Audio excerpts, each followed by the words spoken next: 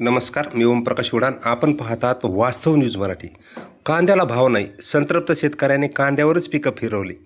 शेतकऱ्याच्या घामाची किंमत शून्य, बाजार समितीत संतापाचा स्फोट. शेती म्हणजे जुगारच बनली आहे, अशा परिस्थितीत पुन्हा एकदा समोर आली आहे. छत्रपती संभाजीनगर जिल्ह्यातील लासूर बाजार समिती येथे कांद्याला अत्यंत कमी दर मिळाल्यामुळे संतप्त झालेल्या एका शेतकऱ्याने टोकाचं पाऊल उचलत स्वतःच्या कांद्यावर पिकअप वाहन चालवून तो पूर्णतः कांदा नष्ट केला आहे. शेतकऱ्यांच्या एकर्तीमागे केवळ राग नव्हता, तर अनेक दिवसाचा साठलेला संताप होता.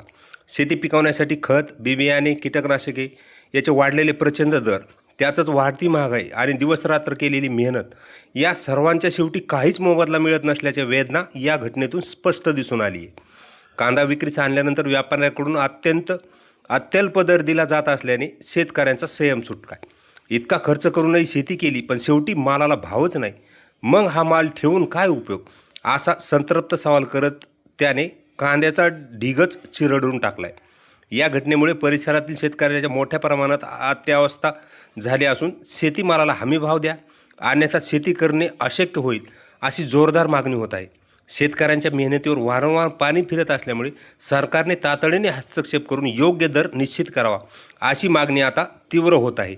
ही घटना केवळ एका शेतकऱ्यांचीच नाही, तर संपूर्ण शेतकरी वर्गाच्या वेदनेचे प्रतीक आहे.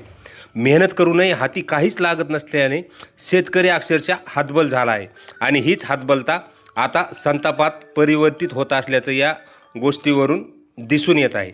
अशाच घटना आणि घडामोडीसाठी वास्तव न्यूज मराठीला सबस्क्राईब करा, लाईक करा, कमेंट करा, शेअर करा व फॉलो करायलाही विसरू नका.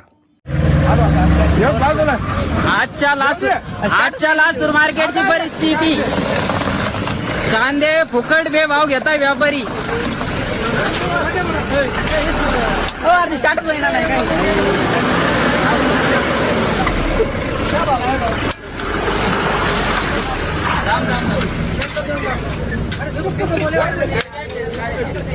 जाऊ दे